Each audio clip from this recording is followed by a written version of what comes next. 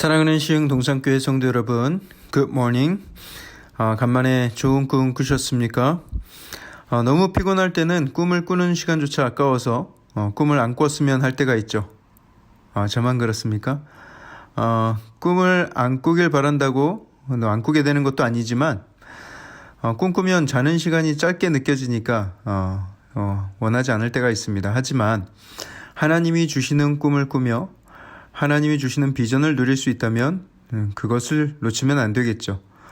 오늘 하나님이 주시는 꿈과 비전 따라서 더 큰 힘과 소망을 얻고 나아가는 귀한 한 날 되길 축복합니다. 오늘 2021년 3월 4일 목요일 시동을 위한 메시지 지금 시작합니다. 오늘 우리에게 주시는 하나님의 말씀은 시편 54편의 말씀입니다. 시편 54편. 오늘 본문 54편의 표제를 보시면 어제와 엊그제와 마찬가지로 다윗의 마스길이라는 표제로 시작을 합니다. 마스길 기억하시죠? 이제는 좀 익숙해지셨나요? 교훈시라는 뜻이고 깊은 묵상에 의한 교훈을 깨닫고 또 그것을 노래한 시입니다. 오늘 시는 마스길인데 현악에 맞춘 노래다 이렇게 기록되어 있고요. 또 언제 이 시를 지었는가 기록되어 있는데 십사람이 제가 오늘은 편의상 한국어 발음 10이라고 발음하지 않고 히브리어 발음 그대로를 zip라고 발음을 하겠습니다.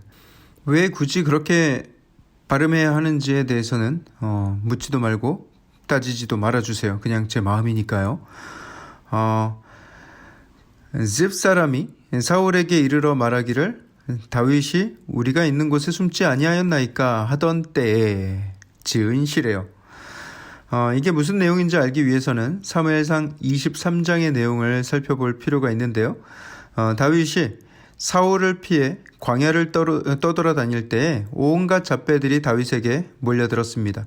성경에는 그들이 환난당한 모든 자, 빚진 모든 자, 마음이 원통한 자가 다 그에게로 모였다 이렇게 기록을 하고 있고요. 그 수는 약 400여 명가량 되었다라고 기록했고 나중에는 그 수가 600명까지 늘어납니다. 많은 사람들이 순식간에 공동체를 이루었지만 광야의 삶은 늘 부족하고 생명의 위협이 도사리고 있었죠. 게다가 사울의 군대는 이런 잡배 600명쯤은 단번에 해칠 수 있는 정예의 군사들이었습니다. 그런 상황에서 다윗은 그일라라는 한 광야의 동네의 소식을 접하게 되는데 매해 추수 때만 되면 이 블레셋 군인들이 타작마당에 이들이 쌓아둔 곡식을 홀랑홀랑 다 가져가는 거예요. 추수하기 위해서 쌓아놓은 것을 그냥 다 1년 내내 수고를 한 것을 다 그냥 가져가 버리는 것이죠. 다윗이 그 소식을 듣고 동족이 당하고 있는 것을 보면서 분노합니다. 그리고 하나님께 묻습니다. 하나님, 제가 저 블레셋을 쳐도 되겠습니까? 지금 다윗이 누굴 도울 상황인가? 지금 자기 목숨도 위태위태한 판국에 누가 누굴 돕냐고요. 그런데 하나님은 그런 다윗의 마음을 기뻐하시면서 가서 블레셋을 치고 그일라를 구원하라 말씀을 하십니다. 다윗과 같이 한 사람들이 다윗에게 불평을 호소합니다. 아니 우리가 유다에 있기도 겁이 나서 이렇게 도망다니는데 이제는 그 무시무시한 블레셋 군대와 싸운다고 말을 하십니까? 하면서 반발을 하는 거예요. 그러자 다윗은 다시 한번 하나님의 뜻을 확인하고는 곧장 블레셋을 치러 갑니다. 그리고 거기에서 하나님의 힘으로 큰 승리를 얻어 그일라 주민들을 구원해내죠. 그런데 다윗과 그 일행이 그일라에 온 것을 어떤 사람이 보고 가서 사울 왕에게 그 사실을 알립니다. 그리고 사울은 큰 군대를 동원해서 다윗을 포위하려 하죠. 그러자 다윗은 또 하나님의 뜻을 묻습니다. 하나님, 사울이 이곳 그일라 지방으로 오는 게 사실입니까? 맞다. 사실이다. 하나님, 그러면 방금 제가 구원한 그일라 주민들이 저를 사울의 손에 넘기겠습니까? 그래, 맞다. 넘길 것이다. 그 말을 듣자마자 다윗은 광야 더 깊은 곳으로 일행들과 함께 다시 도망을 갑니다.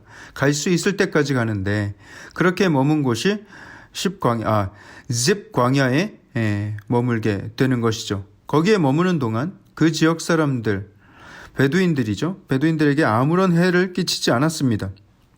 하지만 이 집 사람들은 좋기 50km도 넘는 거리를 걸어가면서까지 사울에게 가서 다윗이 그 지역에 왔다는 것을 밀고합니다. 그들에게 아무런 해도 끼치지 않았고요. 아무런 위협도 되지 않았는데도 불구하고 사울에게 다윗의 위치를 밀고한 것이죠. 다윗의 마음이 얼마나 어려웠겠습니까? 게다가 이 집 사람들은 다윗과 같은 유다 민족이었어요. 다윗의 친족이었죠. 그럼에도 불구하고 베냐민 지파의 다른 지파의 왕이었던 그 사울에게 다윗을 넘기려고 했던 것입니다. 그런 이유 때문에 이 시는 배반의 시라고 불리기도 합니다. 다윗은 사울에게 충성을 다했지만 사울은 아무 이유 없이 자기를 미워하고 질투하고 죽이려 하고 또 그를 피해서 광야를 사는 것도 너무 힘든데 그런 상황 속에서도 또 긍휼한 마음 갖고 목숨 걸고 도와줬던 그 일라 사람들. 하지만 곧 그들이 다윗을 배반할 것을 알게 되었죠. 그래서 또 더 깊은 광야로 들어갈 수밖에 없었던 그의 현실이었습니다. 그나마 자기가 믿을 수 있었던 유다지파 친족이 있던 집으로 갔는데 거기서도 그 친족들에게 배신을 당했으니 그 마음이 얼마나 원통했겠습니까? 그 마음으로 지금 하나님께 간구하고 있는 것입니다. 하나님이여, 주의 이름으로 나를 구원하시고 주의 힘으로 나를 변호하소서. 다윗은 지금까지 많은 사람의 힘을 의지해 왔지만 그것이 아무 도움이 되지 못하고 본인을 더 큰 공경에 빠뜨린다는 사실을 깨닫게 되었습니다. 그래서 자신을 구원할 수 있는 유일한 희망은 주의 이름이고 또 주의 힘뿐이라는 것을 지금 노래하고 있습니다. 억울한 일을 당할 때에 내가 아무리 내 결백을 내 입술로 주장한다고 해도 세상이 듣지 않을 때가 있죠. 그때 나를 보호해 주실 분은, 나를 변호해 주실 분은 오직 하나님 여호와 한 분뿐입니다. 한 번은 저도 굉장히 억울한 오해를 사서 마음이 굉장히 괴로웠던 적이 있었습니다. 그때 아내와 대화를 나누면서 그런 이야기를 했습니다. 아마 우리는 앞으로도 모든 사람들을 다 만족시킬 수는 없을 것이다. 진심을 다해서 최선을 다해서 섬기되 우리가 하나님 앞에 부끄러움 없이 하나님 앞에 진실되게 섬기자라는 다짐을 했습니다.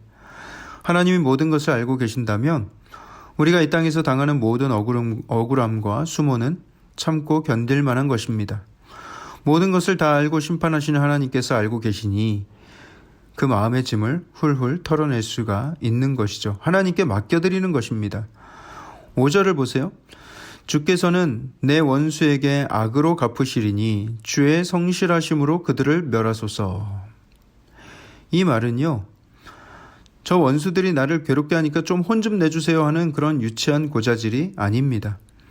하나님의 의로우심과 모든 것을 다 아시는 그 전지전능의 능력을 의지하여 하나님께 그 모든 송사를 맡겨드리는 거예요. 내가 복수하고 내가 원한을 품는 것보다 하나님께 맡겨드림이 훨씬 더 공평하고 더 지혜롭고 더 의로운 결과를 기대할 수가 있기 때문입니다. 그리고 이어지는 6절에서 그는 노래합니다. 내가 낙헌제로 주께 제사하리이다. 여호와여, 주의 이름에 감사하오리니 주의 이름이 선하심이니이다. 사랑하는 성도 여러분, 광야를 쫓기며 오해를 사서 광야로 몰리고 죽음의 위협을 받고 배반당하고 친족들에게도 배반당하고 이런 쓰라린 경험이 지속되면 사람이 탈탈 털린 기분이 들겠죠. 아무런 기운도 없고 살소망도 다 끊어진 듯한 느낌을 받을 것입니다. 사방으로 우겨쌈을 당하고 있는 그런 상황. 그런 가운데 예배할 기분이 나겠습니까? 도저히 예배할 기분이 아닌 상황이라고도 할 수 있죠. 하나님이 원망스럽고 또 마음에 불평이 생기고. 하지만 바로 그 상황에서 다윗은 하나님을 즐거이 예배합니다. 하나님을 기뻐 찾고 그분께 감사의 제사를 드립니다. 제사를 드릴 기분이 아닌 상황처럼 보이는 이 상황에서 제사를 드리는 거예요. 우리는 간혹 사랑과의 상처를 가지고 하나님께 원망을 쏟아낼 때가 있습니다. 내 어리석음으로 인한 결과를 가지고, 내 게으름으로 인한 결과를 가지고 하나님께 불평할 때가 많이 있습니다. 하지만 진짜 냉철하게 잘 생각해 봐야 합니다. 진정 하나님이 잘못해서 벌어진 일인가? 하나님과 각을 세우지 말고 오히려 하나님께 더 가까이 나아가 하나님을 꽉 붙들고 의지해야 합니다.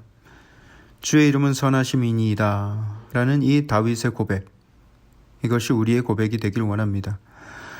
사랑하는 성도 여러분, 그 어떤 어려움과 환난이 닥쳐와도 오직 우리가 이것 하나만큼은 잊지 말고 꼭 기억하길 원합니다. 뭐냐면 하나님은 선하시다. 나를 향한 그분의 계획도 궁극적으로 선하시다라는 사실을요. 그것을 기억할 수 있다면 어떤 상황에서든 하나님을 원망하고 멀리하기보다는 더 하나님을 의지하고 그 모든 환난을 극복하고 이겨낼 수가 있을 것입니다. 그런 아름다운 예배의 삶을 살아가기로 결단하고 다짐하시는 오늘 귀한 한 날 되길 주님의 이름으로 축복합니다. 사랑의 하나님, 우리 삶 속에 다윗이 당한 그런 억울함과 또 내 마음의 답답함과 불평과 불만이 생길 때가 얼마나 많은지 모르겠습니다.